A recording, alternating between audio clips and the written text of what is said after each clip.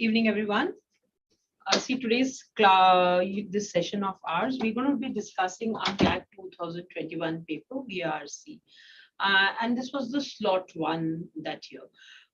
Practically, if I analyze this paper for you, this paper had 24 questions, in fact. So out of the 24 questions, they had given exactly the same split what happened this year also. You had 4 RCs. There were 4 RCs, each of 500 words. And then you had parajumbles, the remaining 8 questions. In the 4 RCs, each RC had 4 questions. So there were a total of 16 questions that came from the RC portion. Along with the RC portion, you had 2 more topics from the verbal ability part, and those were parajumbles. Jumbled paragraphs, there were 2 kinds of questions in parajumbles also. The first kind of question was where you had to rearrange and type in your answer by giving the coherent sequence of the question.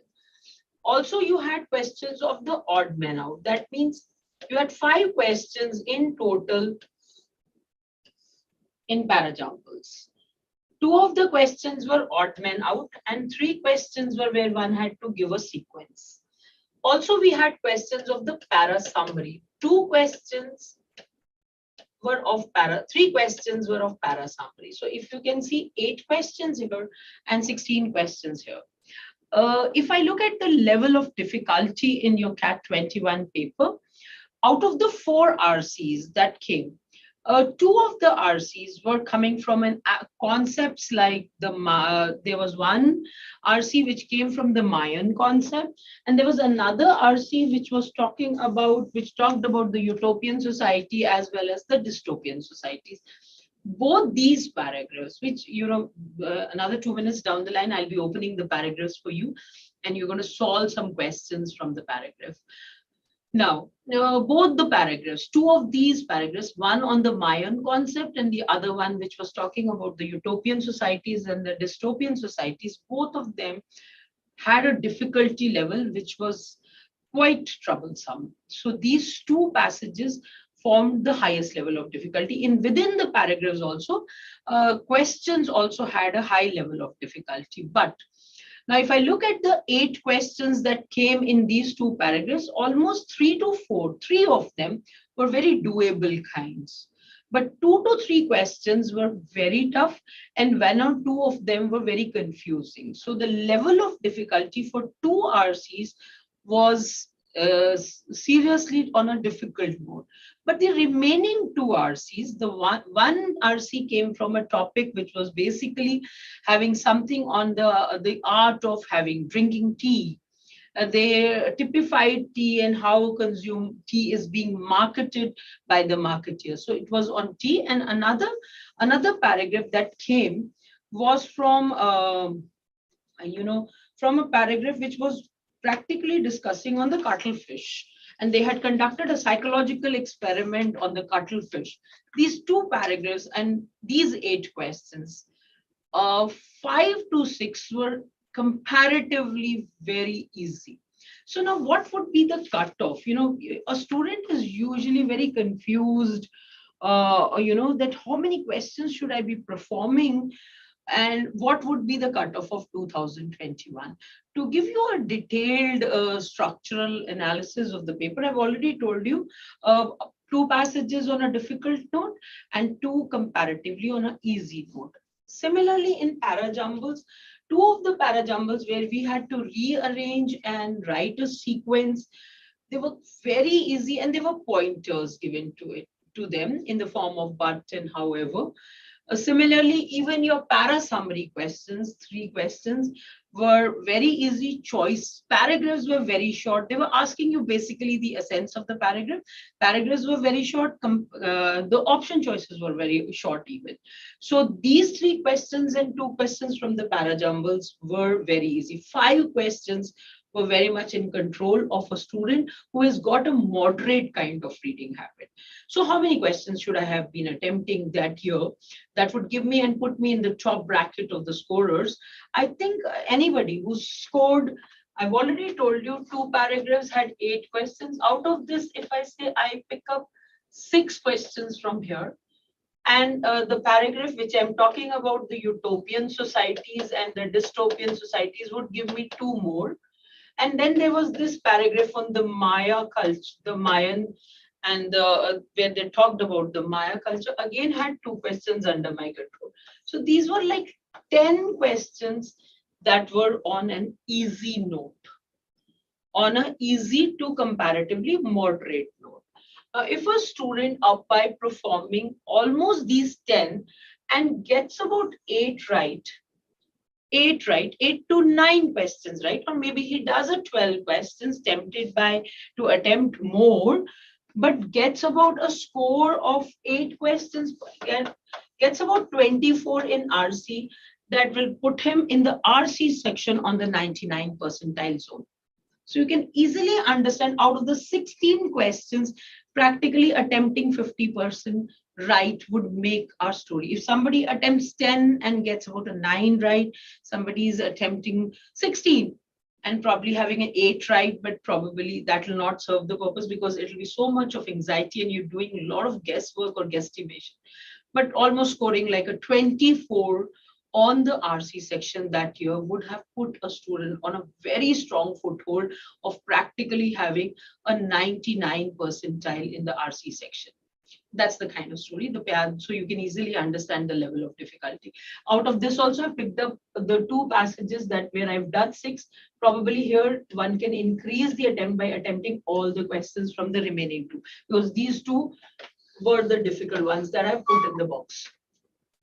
So if you can see, if I attempt all the questions from the remaining 2 paragraphs and just do 2 here, so will put me on a range of 8 and 4, 12 questions performed. But still, I'm okay with the idea of somebody saying that I've done 10 to 11 questions and I've got practically 9 questions right on it. So gives me a score of 24. On the same note, if I get about a 12 to 14 from this also, by saying how much, see, if I pick up 2 parajumbles that were easy here, and almost 2 to 3 para summaries. So if you can see, and 1 from the odd man, that means I get about a 5 questions right in my verbal ability section. So that will put me in a range of almost 30. And if I get 1 or 2 wrong also, so if I get a score of almost like 12 or 14, so a 12 to a 14, that means if I have a score of 36 to 38, is that year was constituting the 99 to 98 percentile, which gives me a call from almost any of the top, as far as English is concerned, will put me on a top scale of the call. So all of you can really understand that, the game is to maintain a temperament of choosing the right question and also not forgetting the basic concepts that we teach you at CLAT Possible, and probably keeping the temperament and the strategy of the paper and working out the solution. So I'm opening the paper. I've told you what now. See, this kind of a score would put me in a 98 to 99 percentile. Can you imagine and how many questions has this person done?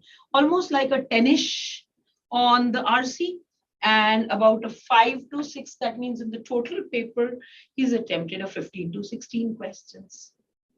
So 16 attempts would make somebody on a very, very strong foothold with having an accuracy more than 85% to 90%. So can we understand that in case we are doing almost 7 questions of the verbal section and we are doing 8 questions of the RC section, has given us a lot of opportunity to score high marks. So the important part is we reach the right question.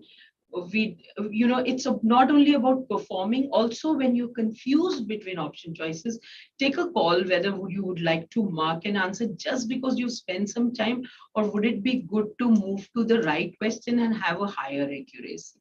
I'm opening the first paragraph for you, and what we're going to do is we're going to structure the paragraph and then look at the question. So I'll spend with each paragraph, I'll be spending 4 to 5 minutes in structuring the thought, like what I'm doing in your classes also, that how one thought is linked to the other thought. And then what I do is I practically discover the question and tell you that, see, okay, this is how we structured and this is how we're going to use our technique of elimination to find out the right answer. Okay, chalo, let's start.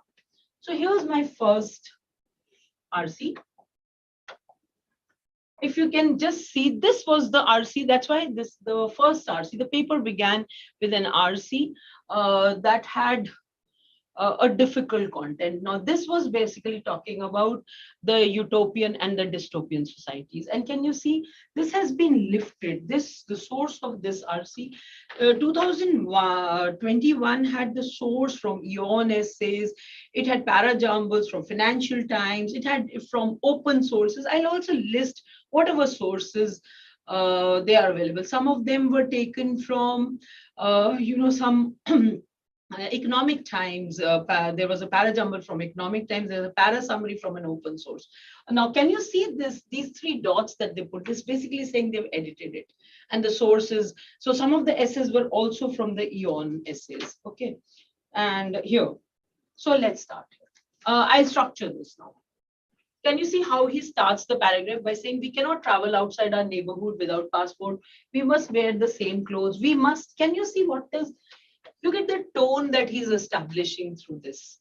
We must exchange our houses every 10 years. We cannot avoid labor. We all go to bed at the same time. We have religious freedom, but we cannot deny that the soul dies with the body. Since for the fear of punishment, they would have nothing. They would have nothing but contempt for the law and customs of the duty. Can you see here? This is more like our duty, what we have to do, we are obliged to do this, we have to do it. We cannot deny that soul dies, but for the fear. So here, first author starts with a duty or an obligation, what we need to do. We cannot go out, we need to wear the same plain clothes. Then he talks about the Moore's time. In Moore's time, so that means he's giving a reference to somebody. He says for much of the population, given the plenty and security. Now look at what he says. In Moore's time, for much of the population, given the plenty and security on offer, he talks about the plenty and the security on offer. Such restraints these are some restraints. Can you see the obligations or the restraints he talks about in the first part? And he says such restraints would not have seemed overly unreasonable. Would not have seemed look at the language. Overly unreasonable. Then he clearly says, for modern readers, and here he brings a contrast. However, utopia appears to rely upon relentless transparency. It relies on relentless transparency, repression of variety, and curtailment of privacy. That is what is today what it means. With the word, however, he brings the contrast side. Utopia provides security, but at what price? He raises in both its external and internal. Indeed, it seems perilously dystopian.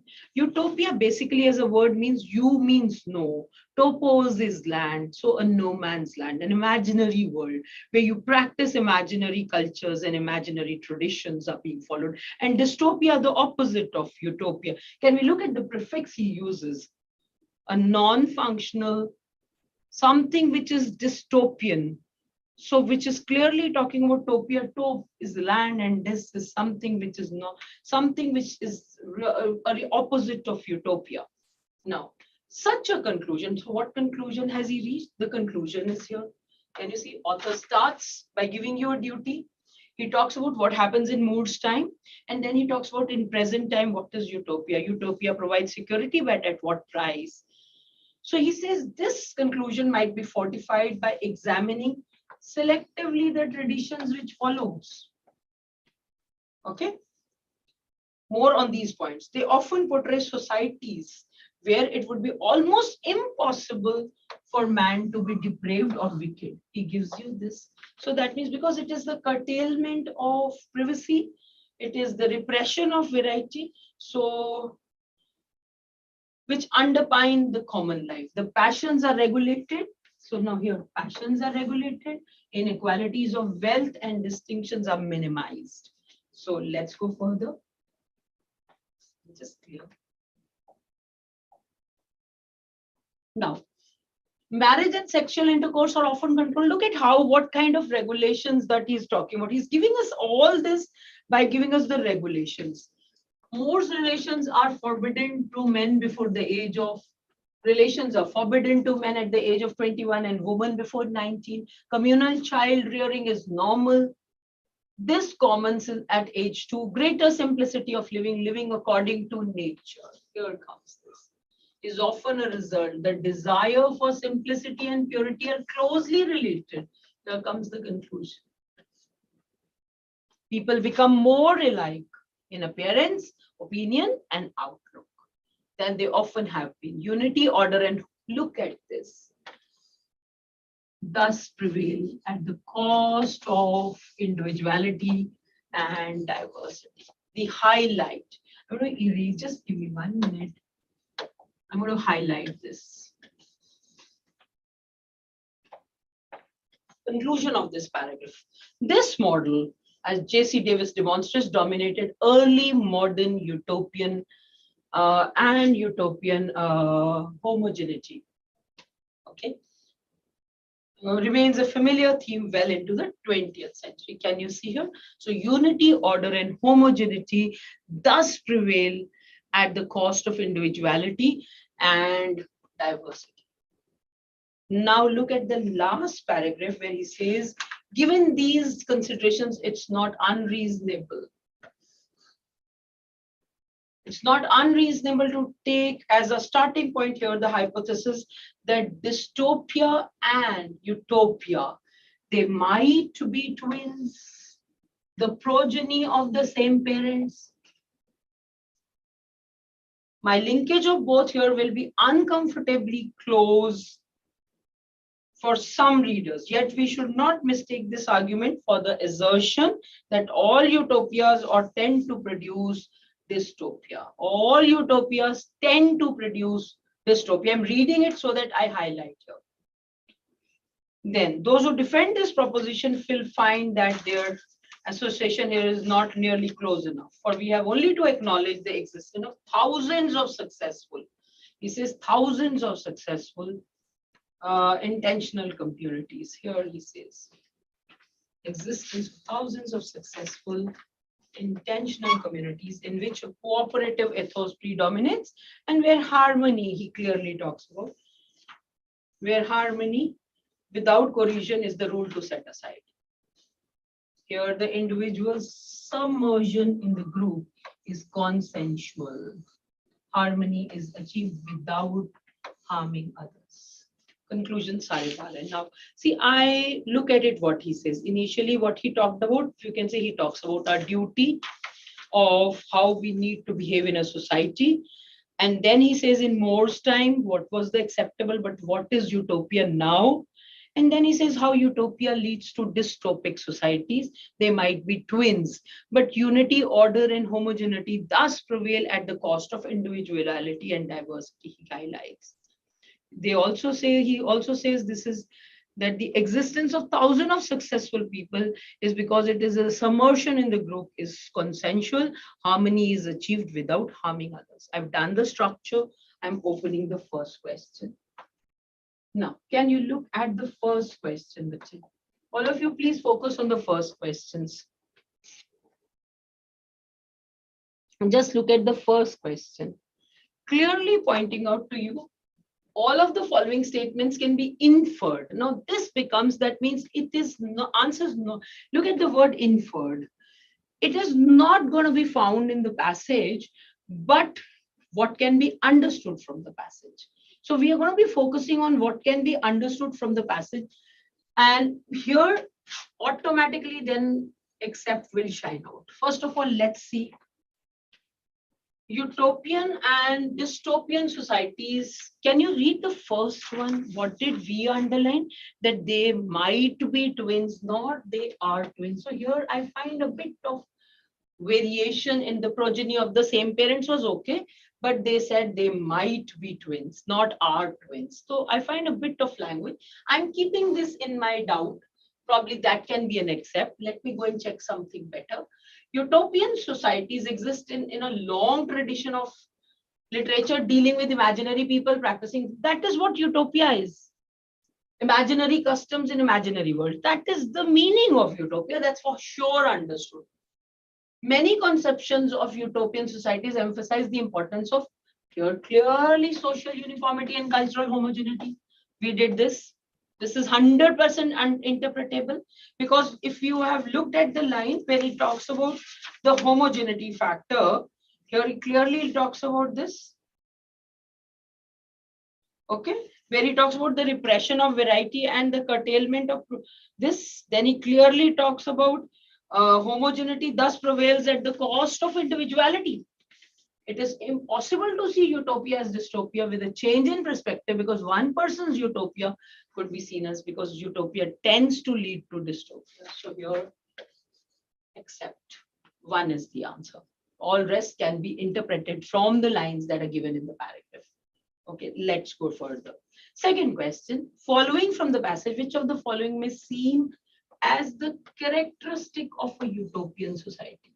Now here, if you remember from your classes of RC, we told you you're going to mark something in these kind of questions. One can easily go by the elimination choices by saying something which is alien, something not discussed, something which changes the meaning. And if you remember our classes, we've been discussing these three words as meaning change or tone change, which is distortion. It can also mean where you're going about talking about change paragraph. That's an alien concept that's not been discussed by the author, or which changes the tone of the passage. So here, which can be distortion in any form, with facts, with tones, with meaning. Now, can we see here? Does he see here? The regulation, he clearly says, following the passage, which of the following may be seen as a characteristic, of utopian society. So I can easily go and mind the regulation of homogeneity through promoting competitive heterogeneity. This is not discussed. This is gone. A society where public power is earned through merit rather than through privilege, alien concept. This is absolutely odd one out with the alien one. This is gone. Now, a society without, but laws he talked about in the very beginning. We must do this. We are obliged to wear same clothes. We need to, he clearly says in the first paragraph, we must wear the same plain clothes. We cannot travel outside neighborhood without passports. We must exchange our houses. We cannot avoid labor. We all go to bed at the same. We have religious freedom, but we cannot deny that soul dies. So here, any laws? No, there are laws. So this also is gone. This is gone. Now answer can be 2 and 3. A society where public power, that's an alien. So answer becomes 3. Institutional surveillance of every individual to ensure his or her security and welfare, individuals. And did we not read this line? If you remember, we underlined this where we said, rely upon relentless transparency, the repression of variety, and the curtailment of privacy. Utopia provides security. And here, ensure his or her security and welfare. So answer becomes, out of the first and two questions, one was tricky, 2 the moderate one. Now, the third one. Which sequence of the words below best captures the narrative of the passage? So for surely the topic's main content is utopia. It should have utopia. Yes, it should have utopia for sure. Now, curtailment of privacy was also being discussed. Relentless transparency, homogeneity, utopia, and dystopia. Can you see here the words relentless transparency is not, that was a reference in making. And similarly, if you can see, intentional community was also a part that had to come. See, you have to take utopia, that's for sure. We talked about security, we talked about homogeneity, and we talked about intentional community. I think this takes the order of the narration perfectly, because cohesion was not part. This was just a reference of side topic. And curtailment of privacy also was again a side reference. So all three had one bad element, and probably my fourth becomes easy. Again, this was a moderate question. Now the fourth question was the toughest. All of the following arguments are made in the passage except that. The choices in this fourth question were typically very hard to differentiate. One needs dense reading to understand these choices. Okay, so I'm trying with my elimination process. In Moore's time, there was plenty and security. This we confirmed. So people did not need restraints that could appear unreasonable. We've done this. I've underlined this part. There have been thousands of communities. We did this also in the last line. Okay. If you can see here, there have been, I'm going back to my first, in Moore's time, there was plenty and security. Till here, it's okay. So people did not need restraints. No, but we read what? Can I just take you back here? Just 1 minute. Can we read this?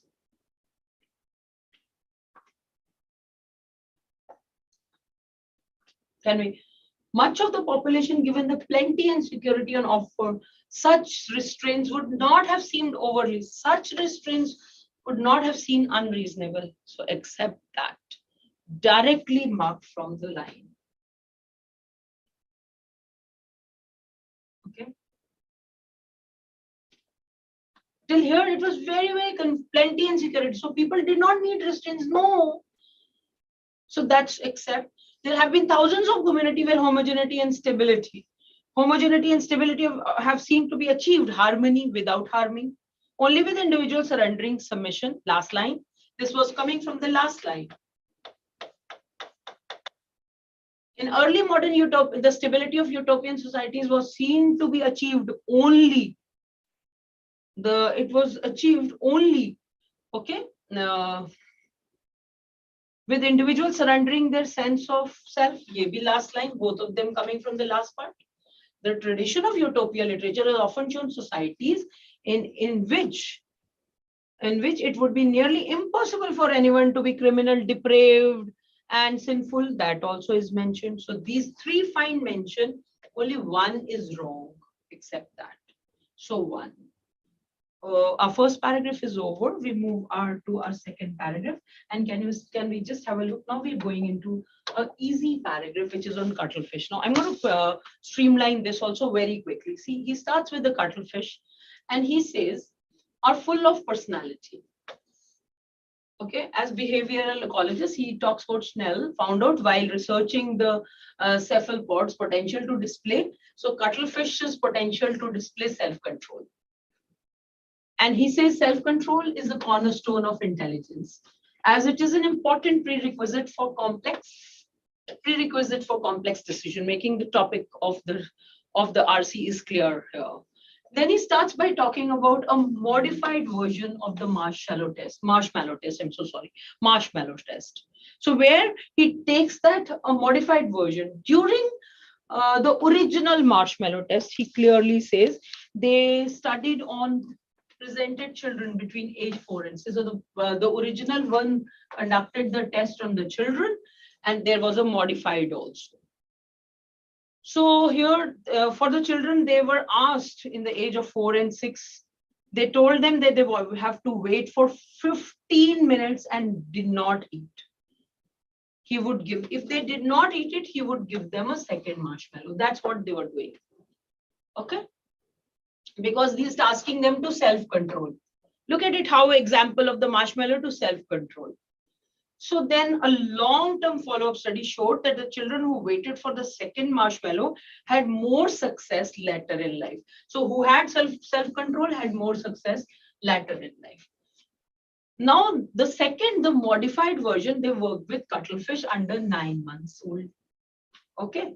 Since the researchers couldn't explain to the cuttlefish that they need to wait, so what they said is they labeled with a triangle to mean delayed.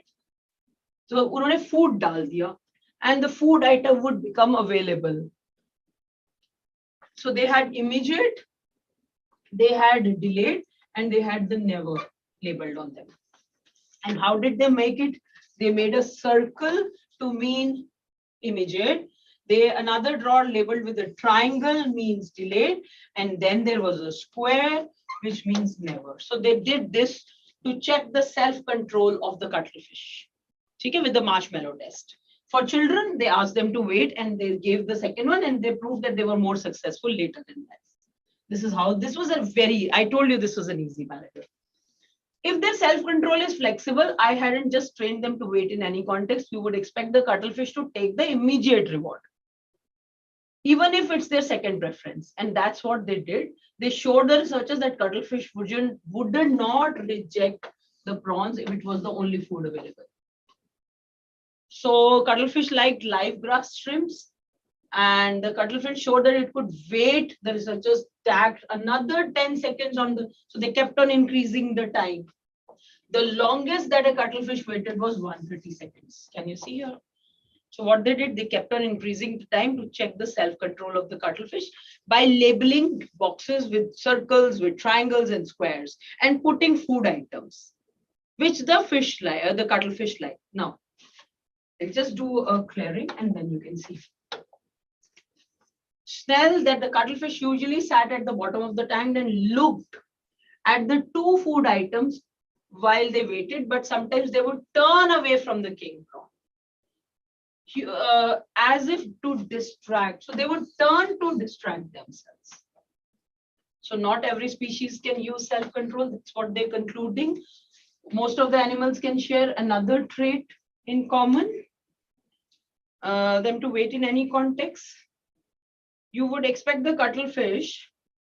So you can easily see you put immediate reward. Then clearly he says, usually sat at the bottom, and not every species can use self-control. We don't know if living in a social group is important for complex cognition unless we also show those abilities are lacking in social species. Social group is important for complex. So here, can you see the structure is author introduces the thought of self-control, and he says the self-control leads to higher cognition. That's what he says. The cornerstone of intelligence. Then they talk about a marshmallow experiment on children, the original one, where they're asked to delay or they're asked to wait for 15 minutes, and then they do it with cuttlefish by labeling boxes or drawers with circles, triangles, and giving them foods of their preference. And cuttlefish did this, but also they, to distract the cuttlefish, started to look away, turn away to distract itself. So clearly that he brought not every species uses self-control, but most of the animals that can share another trait is common long social lives. That is what he says. Now we're doing the questions quickly from this paragraph.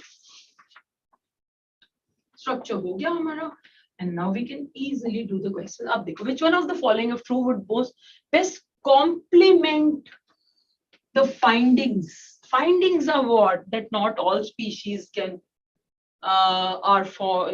can do this. Not all species, he says, can use self-control, but most of the animals that can share another trait. And also the last part, we don't know if living in a social group is important for complex cognition unless we also show those abilities are lacking in less social species.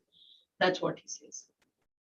Okay, then cuttlefish are equally fond of live grass shrimp and raw prawn. No, they are not equally fond of. This is wrong. Cuttlefish wait longer than 100 seconds for the shrimp drawer to open up. See, now this does not complement the passage finding. This is just one line which might be true. It's a valid line, but does not complement here. Cuttlefish live in big groups that exhibit sociability. So complements, because he said groups that they live in, they can easily show complex. We don't know if living in a social group is important for complex cognition. Last paragraph, I'm just taking you to that line. See, look here. If living in a social group is important for complex, unless you show this. Can use self-control, but most of the animals, he says, unless we show those who are not living this, living in a social group, he clearly says this. Okay. So can we look and mark the answers now? So clearly answer will be C, calculator. No, this is blame to the cannot blame because but they were trained, na? They were trained for circles, triangles, and also not to take it squares. All of the following constitute a point of difference between the original and modified. Original was on children, and modified was on cuttlefish. So that's an easy point of difference. Okay, so it was not for a time span, and then we have to do here another thing except. So the former was performed over a long time span, then the later, yes, for sure, that's true. That's for sure, that's true. The former had human subjects and the latter had cuttlefish. This is true. This is true. The former used verbal communication and others had diagrams that you know, symbolics. So out of elimination, this was an easy question. I told you, ye cuttlefish wala paragraph, easy questions chal rahe. Easy elimination. 7th question.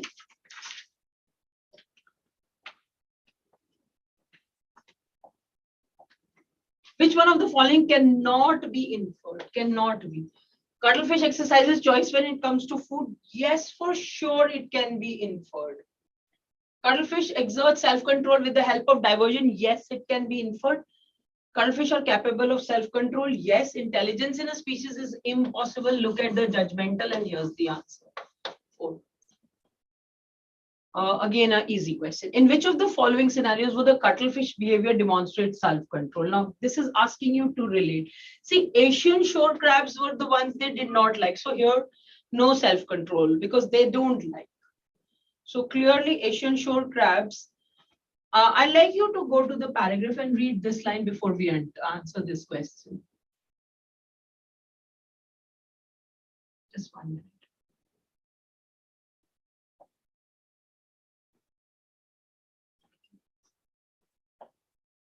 Just give me 1 minute. See here. The cuttlefish version, instead of sweets, preliminary experiment showed that cuttlefish's favorite food is live grass, shrimp. That's the favorite one.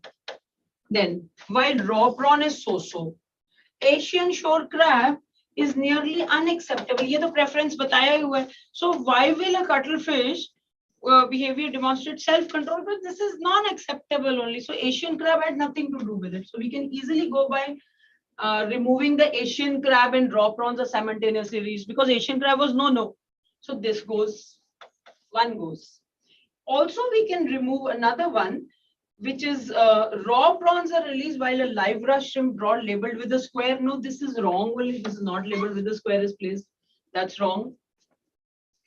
4th also, raw prawns are released by an Asian shore crab rod labeled with a triangle. No, this is placed. No, it is not Asian shore crab rod labeled with a triangle is placed. No, it's not that way. You can check the data and it's wrong here. So answer is 3. Live grass shrimp, which they like the best, are released while 2 raw prawn, look at it, live grass shrimps are released while 2 raw prawn draws labeled with a circle and a triangle respectively are placed in front of the cuttlefish. The triangle labeled drawer is opened after 50 seconds. Shows self-control. Shows self-control. That means they are waiting. 3rd. Clear? So now 2 paragraphs over, 3rd one. Here again comes the difficult one. See, they're placing it like one difficult, one easy, one difficult, one easy. So here, in this, I'm quickly jumping to the parts that I want you to focus on. For the Maya of the classical period, who lived in the southern Mexico and Central America between these 900 CE, the category of persons was not coincident with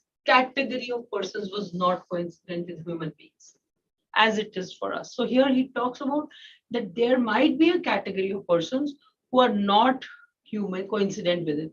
That is, human beings were persons, but other non-human entities could be persons too. That is what the Maya of the classic period who lived in this believed. Okay. So can we have a look at this now? Look at what, in order to explore the slippage of categories between humans and persons. Between humans and persons, I examined very specific category of ancient Maya images found painted in scenes on ceramic vessels. I sort, then he gives examples. Now here's a question. I'm taking the question. Consider my iPhone, which needs to be fed with electricity every night. Now he's talking about an object connected to me, drawing this resource from me as an owner of the source. Okay, that is what he says.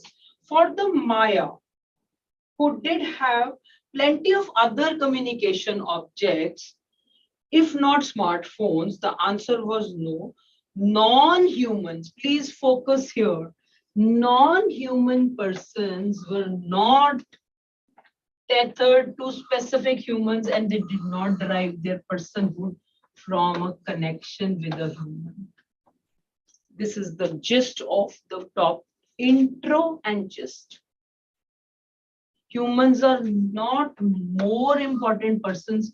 We are just one of the many kinds of persons who inhabit this world. So there are persons and the non-persons.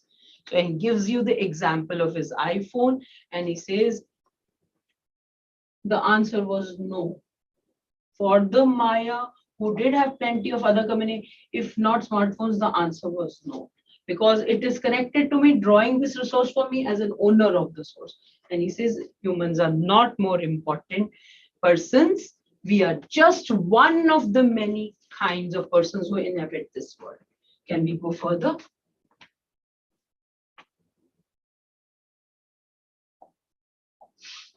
Oh, I'm so sorry. I missed one page. The Maya saw personhood as activated by experiencing certain bodily needs through participation in certain social activities. For example, among the faced objects that among persons are marked by personal requirements such as hunger, tiredness, and by community. So here, persons are marked by personal requirements, community obligations. In the images examined, we see, for example, phased objects being cradled in human arms. Also, we speaking to humans. The core elements of personhood are both turned inward. What the body or self of a person requires. And also he talks about what the community expects of the person. Who are a part of it, underlying the reciprocal nature of the community membership. Can you see here? Personhood. Persons are marked by personal requirements, community obligations. Gives you examples, and further he says what the body or self of a person requires, expects of the person, and reciprocal nature of this. Personhood was non-binary, binary to non-binary. For the Mayas, entities were able to be persons while also being something else. They were person bhi hote the or wo something else bhi hote the. And then he says furthermore, visually depicted many objects in a way that indicated that material category to which they belonged. And last line, the porousness of boundaries that we have seen in the Maya world points towards the possibility of living within a certain uncategorizability of the world. The conclusion of the paragraph. Okay, chalo. I'd like to read one more example here. I hope. यहाँ पे देखो, drawings of the stone implement show that a person tool is still made of stone. Person's tool is made of stone. One additional complexity, the incense burner, which would have been made of clay and decorated with spices, with appliques, he says here, representing the sacred ceiba tree found in this region, is categorized as a person. So can you see, also as a tree. So you can be a person and a tree. As a person, but also as a tree. Okay, chalo. I'm starting with the questions now. 9th question. Which one of the following best explains the additional complexity that the example of the incense burner illustrates regarding personhood of this? So it can be a sacred tree as well as a person. So that was what we learned from our reading. Now let's go. Look at it. The example provides an exception. No, it was no exception to the non-binary, because non-binary said you can be a person and can be also were able to be persons while also being something else. So ye to wrong. This is wrong. It's not an exception to the non-binary. and it adds a new layer to the non-binary. Yes, obviously, understanding of personhood by bringing in a third category that shares dissimilar relations. No, they were not dissimilar. They were not dissimilar. So here it turns, this is wrong, distorts. The example does not complicate. He says it adding on to the complexity, but he never says the example complicates. So this is also distorted. Answers 1. Which of the following, if true about the classic Maya, would invalidate the purpose of the iPhone example? iPhone, invalidate. Invalidate. So here, and also I like to point out to you, not only complicates, but here also it's wrong. Establishing the porosity of the divine and the profane, absolutely not discussed. He did say it was a sacred tree, but he never said it never talked about by bringing in establishing the porosity. That was not done through that example. The next question, the 10th one. So if you can say invalidate the purpose. So clearly, if you can see, the clay incense burner with spiky appliques was categorized only as a person and not as a tree. No, it's not. It does not. If this was done, then it would invalidate the iPhone, because iPhone example was having the usage, which was saying it had the function of the usefulness to human beings. So look at this one. The personhood of incense burner and the stone chopper was a function of their usefulness to humans. This would invalidate the purpose, because iPhone, he said, if this is true, this would invalidate the purpose of the iPhone. That is what the question says. The iPhone example, if you can see, was to highlight what? If I just read one line from the iPhone example, and I'll point out to you what he says. He says, consider my iPhone, which needs to be fed with electricity every night, swaddled in a protective bumper, enjoys communicate. Does it have personhood, if at all? Because it is connected to me. Okay, drawing this resource from me as an owner also. For the Maya, who did have plenty of other, the answer was no. It had the purpose, the answer was no. Okay. So clearly the if this had its usefulness, this would invalidate the purpose. All rest, all until modern society is equipped with mobile phones, the classic Maya did not have any communication. We cannot say they did not have any communication. This is wrong here. And he never says it was only as a person and not as a tree. This is wrong. Classic Maya songs represent both human and non-living objects as characters, talking and interacting with each other. Yes, but this would not invalidate. This would go support. Talking and invalidate, it would not invalidate. So answer is 3rd. Next question. On the basis of the passage, which of the following worldview can be inferred to be the closest to that of the classic Maya? Which one of the following worldviews can be inferred and closest? So if you can see here, question number 11, it should be having a functional use plus the use for the society. It should have a functional use. Now, which one of does that? Which is like an example of the iPhone, functional use plus use for the community or the society. That should be there. Which one of them? Answer to this is 2. A tribe that perceive plants as person, plants because they form an ecosystem, utility to the society, and are marked by needs of nutrition to the society and functional use. Rest all of them have no functional use to the society. They are only a tribe that perceives its utensil as person utensils in the light of their functionality and bodily needs, but not to the society. Okay, that's why. Question number 12. Would not undermine, can you see the CR question? That democratizing potential of the classical Maya, again a very tough question. So now, would not undermine democratizing potential of the classic Maya worldview. So they understood the stone implement and incense burner in a purely human form. He never said they understood that in a purely human. This is wrong here. Also, they talked about the binary concept. They talked about binary. two would, because they talked about non-binary, and if we talk about binary, that would invalidate the argument. Okay, so here they depicted their human healers with physical attributes of local medicinal plants. So binary. This would undermine the democratization of this. See, they never talked about, they did not believe in the personhood of rivers and animals, because that would not talk about democratization. That will go. So here, next question in the next paragraph. This I'm going to go very fast. Here he says here, Erica report, this is talking about how did tea evolve from an obscure China drink imbued with civilizing properties. The answer is brief, revolves around the conflation not only by profit-motivated marketers, but also a wide variety of interest groups.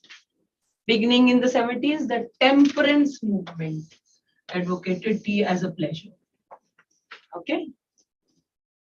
Factory owners joined in. Industrialists soon borrowed this moral argument. Factory owners joined it. It would soothe the colonial encounter.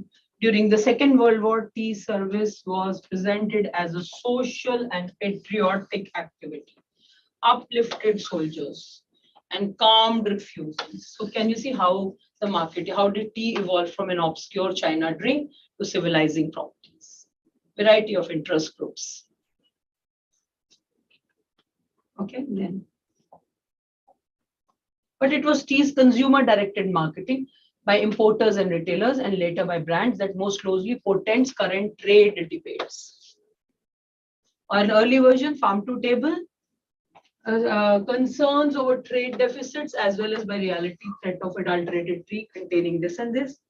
Nothing much to add on here. While tea marketing always presented direct consumer benefits, health, relaxation, tea drinkers were also assured that they were participating in larger noble projects, causes of the family, nation, and civilization. एक तो उनको consumer benefit, एक they were contributing to the noble project.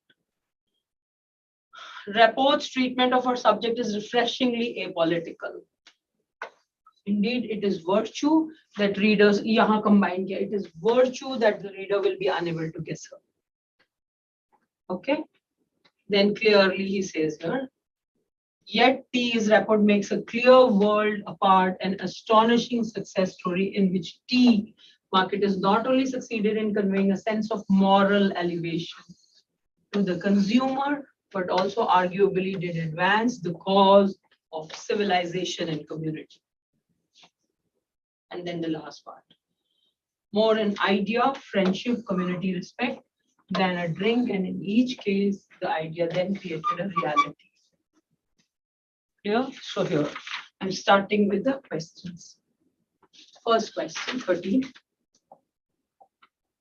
Today, conflating consumption with virtue can be seen in the marketing of something that had society, it had practically a noble project that advanced the causes of family, nation, and it had something of a value. So here, if you can see, the answer is society plus virtue. किस में है? Society भी हो और virtue भी हो. You can see here, travel to pristine destination does not have a virtue. Natural health supplements don't have. But ergonomically designed products don't have, they have society but don't have sustainably society farmed foods. Society and virtue. Now here, if you talk about tea is unlike other morality products. It's unlike. Okay. So it never appealed to a universe. There is nothing on the mention to universal group. In interest groups, not universal groups. That's wrong. That's wrong. Here it is wrong here. Was actively encouraged by interest groups in the government. Here it's an insert. Two of them go.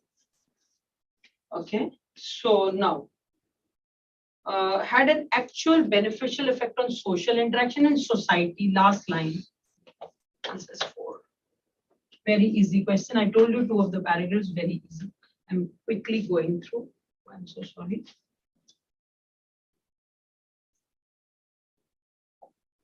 Now, According to this book review, The Thirst for Empire says that in addition to profit-motivated marketers, tea drinking was promoted in Britain by all of the following except. He did talk about anti-alcohol lobby as a substitute. So he talked about temperance, anti-alcohol lobby, temperance as a substitute for consumption of liquor. Sobriety, factories, labor. Then manufacturers also press duty-free imports. Duty-free imports, yes. There is the accept one. Duty-free import. The author of the book review is least likely to support the view. Now, least likely. The ritual of drinking tea promotes congeniality. Yes, he would support. Tea drinking has become a social ritual. Yes, tea drinking was something promoted as a patriotic. Yes, one. He never talked about leading drink. Least. Okay. We're done with the passages. I'm quickly opening with summary. This is a paragraph that you have to summarize. I'm underlining certain words for you and you can easily see here. See, McGurk and McDonald reported a powerful multi-sensory illusion occurring with audio-visual speech. First, they started articulating a consonant ba-ba-ba, dubbed it with a face articulation ga-ga-ga. Even though the acoustic speech signal was well recognized alone, it was heard as another consonant. So first, multi-sensory illusion, audio-visual speech, articulating a consonant ba-ba-ma, another consonant ga-ga-ga. It was heard as another third consonant as da-da-da. The illusion, here's the main point, termed as the McGurk effect, has been replicated many times and it has sparked an abundance of research. The reason for the great impact is that this is a striking demonstration of multisensory integration where the auditory and visual information is merged into this. So you have the whole paragraph underlined. The illusion, McGurk effect, great impact, striking demonstration of multisensory integration, that auditory and visual information is merged into a unified integrated percept. Which one of them says this? Can you see here? The first one. First one is when the quality of auditory information is poor, the visual information wins. This never. He never said that. When the auditory speech signal does not match with the visual, yes, that is clearly. The acoustic speech signal is confusing and integration of two is imperfect. Judgment. The McGurk effect, which is a demonstration of multisensory integration, has been replicated many times. Can you see here? No. McGurk effect, which is a demonstration of, has been replicated many times. They're just only saying a part of it. Visual speech mismatched with auditory speech can result in the perception of an entirely different. Now here comes the perfect. Ba-ba-ba, ga-ga-ga, presented as da-da-da. I'm so sorry for the third one, known as the McGurk effect. Here it is. Next one. 5 sentences are given below and we have to do a rearrangement. So can we do the rearrangement here? Such he says here, I'm underlining some parts of the legal status. He talks about the legal status of resources minded in space remains ambiguous. The legal status. Look at what he says here. Then he clearly says, and we have to find out the one which is odd one out. So here the legal status of resources mined in space. This is likely to change as technical hurdles diminish. Likely to change as technical hurdles diminish. So here, the outer space is commons and all of it is open for exploration. However, space law developed in the 1950s and 60s is state-centric and arguably ill-suited to commercial future. 2 will start the paragraph, followed by a 5 at issue. Now is commercial activity. Can you see how it rings? Commercial future. At issue now is as private firms rather than national states look to space for profit. 2 and 5 form a pair. After that, it should be followed by a 3. Laws adopted by the US and Luxembourg are first steps. And then it should be followed by 1 for the odd one out. The legal status of resources, mind in space, remains ambiguous. 4 has nothing to talk about. It talks about the critics. So 2, 5, 3, 1, 4. Next one. Again, it's with summary. So here. So if you can see here, again, I'm underlining the text, what I want you. Foreign peacekeepers often exist in a bubble in the poor countries in which they are deployed. They live in posh compounds, drive fancy vehicles, and so often exist. Foreign peacekeepers often exist in a bubble in a poor country. This may be partially justified as they are outsiders, living in constant fear, performing a job that is emotionally draining, but they are often despised by the locals. And many would like them to leave. A better solution now would be to bottom up peace building, bottom up, which would involve their spending more time working with communities, understanding their grievances, and this and this. Now, can we see the elimination process? The environment in poor countries has tended to make foreign peacekeeping forces live in enclaves, but it is time to change this. He never talked this time to change this scenario. Extravagant lifestyles and an aloof attitude among the foreigners working as peacekeepers have justifiably made them the target, not made them the target of local anger. This is also too extreme. Answers 3. Look at 4th. Peacekeeping duties would be more effectively performed by local residents. He never said this. They need to spend more time. So this is a suggestion that goes. Next question. Now, question number 20. This is again a para jumble, may not be in the right order. No, this is very easy. This was an easy question. So here, this will start with biologists from the University of the noun starts it, followed by a 3. They studied.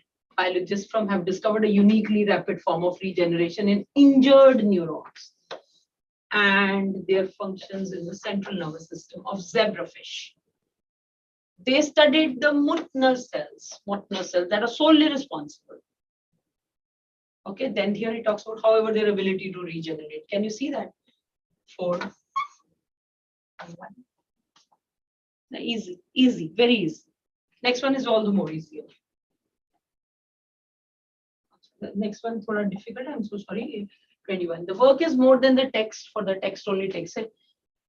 Create the sequence, he says, for the 21. If you can see. Because you've read it, so I am discussing only the answer now. It starts with 4. Okay, it starts with 4 and goes on to add on to 3, 4, 3. Can we see here? Aesthetics to the realization accomplished by the reader from this polarity has 2 poles. This polarity, 4 and 3, and immediately followed by 1 and 2. The work is more than the text, the convergence of the text. So 1 and 2 formed a pair, 4 and 3 formed a pair. Clear? Next one. This was like, I don't know why this question, it's such an easy question. Global warming will go well above 2 degrees. He talks about this. A popular response is exhortation to plant more trees. So here, 2 and 1. This is because the trees sequester carbon for burning them, trees. 2, 1, 4, 3. This 2 of them, I told you, damn easy. So that was contributing to the cutoff. Now, there's the second last question.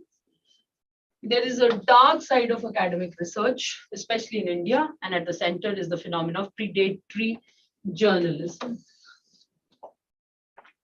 But is a clue here, and but is also a clue here. And there's a clue in thus. So let's start with what we can start. We start this with 1. There is a dark side to academic research, especially in India, and its center is the phenomenon of predatory journals. Okay. Then after that, we are going to place a 3. In look and feel, thus they're exactly like any reputed journal. 1 and 3 form a pair. Now, immediately, if you can see, but in truth, as long as you pay, you can get anything published. Contrast. Okay, and they claim to be indexed in most influential databases. 5 is the order. 1, 3, 2, 4, 5 the odd one out. Can you see the pairs I formed? They claim to be indexed. First of all, there is a dark side. Okay, there is a dark side. And look and feel, they are exactly like any reputed journal. Then he says 2, but in truth, you can get anything published. And then you say they claim to be indexed in the most influential database. So they possess editorial boards and comprise top scientists at this. Claim to have a rigorous peer review structure. Last question. Again, a summary question, and we are ending with the summary question. Developing countries are becoming hotbeds of business innovation in much the same as Japan did in 1950 onwards. They are reinventing systems of production and distribution, reinventing and experimenting with entirely new business models. Why are countries that are until recently associated with cheap hands now becoming leaders in innovation? He raises a question. Driven by a mixture of ambition and fear, they are relentlessly climbing up the value chain. Climbing up the value chain. Emerging market champions have not only proved highly competitive in their own backyards, they're also growing global themselves. So here is the entire summary. I'm going to first of all remove the bad choice. Developing countries are being forced to invent. The tone is gone. Tone is negative. This is gone. 1 is lost. Similarly, I like to remove the 4th one also. Innovations in production and distribution are helping emerging economies compete with countries to which they once supplied a cheap labor. Ye to baat hi nahi hui. This is nothing has been discussed. Production and distribution models are going through rapid innovation worldwide as developed. Can you see? As developed, he says, as developed countries are being challenged. Where is this? Did we read that kind of a thing here? So this is insert, answer. I hope if you've performed this paper, they'll give you a complete insight into how we need to pick up the questions. Now, again, we finalized all the 4 parajumbles were under control. 2 to 3 summaries were under control. So one could have really taken about 14 to 15 marks from the verbal section and 8 questions to choose from the RC section. That's all for the day. Any doubts on any of these questions you have, I'll be more than happy to help you in your private classes, which we hold every week. So any doubts on any question or anything that's not clear, but let me share with you one of the paragraphs just for 1 minute. Now, I'll also like to talk about the tea paragraph was from The Love of Tea, a book review. The paragraph which was on Cuttlefish was from Sci-Fi Issues. And then you had another paragraph which was on the Maya part was from Eon Essays. You had one of the parajumbles from Financial Times and one of the paragraphs from The Economist. So you know your sources, and we provided you with these sources, and we keep recommending that you keep reading these sources so that reading habits are further fortified. That's all for the day. Wishing you all the best, and thank you.